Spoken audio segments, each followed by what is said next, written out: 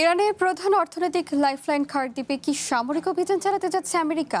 President Donald Trump এমন আশঙ্কার কথা সরাসরি নাকচ করে দেননি, ফলে বিষয়টি নিয়ে নতুন করে জল্পনা কল্পনা শুরু হয়েছে।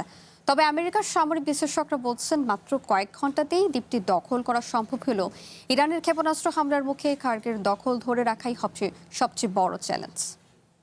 Her helicopters were involved, close air support, hundreds of boots on the ground. ইরানের খার্ক দ্বীপে শত শত সশস্ত্র ইউএস মেরিন সেনা, মাথার ওপর হেলিকপ্টারের গুঞ্জন, দ্বীপের কাছাকাছি ইউএস নেভির যুদ্ধজাহাজ আর যুদ্ধবিমান।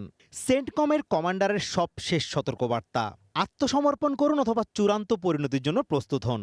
এভাবেই ইরানের অতি গুরুত্বপূর্ণ দ্বীপটিতে আমেরিকার সম্ভাব্য অভিযানের বিবরণ দেন সেন্টকমের সাবেক ডেপুটি কমান্ডার অবসরপ্রাপ্ত ভাইস অ্যাডমিরাল রবার্ট হারওয়ার্ড। ফক্স নিউজকে দেয়া সাক্ষাৎকারে এই সাবেক সামরিক কর্মকর্তা বলেন, অভিযানের মূল লক্ষ্য থাকবে ইরানের তেল অবকাঠামোগুলো অক্ষত রাখা। সম্প্রতি গণমাধ্যমটিতে দেয়া এক সাক্ষাৎকারে প্রেসিডেন্ট ট্রাম্প এই দ্বীপে অভিযানের সম্ভাবনা নাকচ না করায় বিষয়টি নতুন করে আলোচনায় আসে। ট্রাম্প দাবি করেন, বিশ্ব অর্থনীতির কথা চিন্তা করেই আগের হামলায় তেলের স্থাপনাগুলো বাদ দেওয়া হয়েছিল।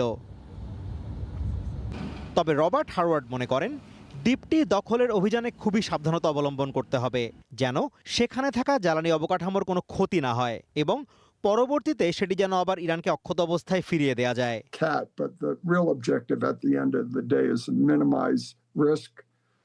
Not only to your own forces, but the people you're going to come in contact with, and minimize risk. গবেষণা সংস্থা আমেরিকান এন্টারপ্রাইজ ইনস্টিটিউটের অ্যাসিস্ট্যান্ট ডিরেক্টর নিকোলাস কার্ল সতর্ক করেছেন, ৮ বর্গমাইলের এই দ্বীপটি দখল করা যতটা সহজ, তা রক্ষা করা ততটাই কঠিন হবে।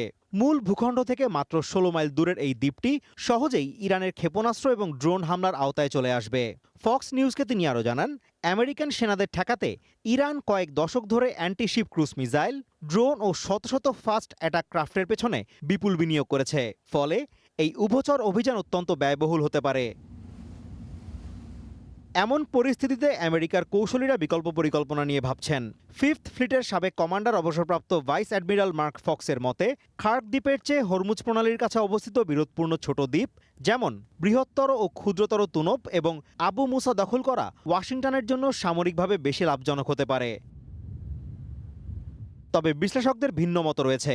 অনেকেই মনে করেন, আমেরিকা এই দ্বীপ দখলে নিলেও ইরান নিজেদের স্বার্থেই সেখানে হামলা চালানো থেকে বিরত থাকবে, কারণ এর ফলে ইরানের ৯০% জ্বালানি সরবরাহের জন্য ব্যবহৃত এই দ্বীপের অবকাঠামো মারাত্মক ক্ষতিগ্রস্ত হতে পারে এবং ইরান কখনোই এই ক্ষয়ক্ষতির দায় নিজেদের কাঁধে নিতে চাইবে না। Azimur Rashid Kanak, one international desk.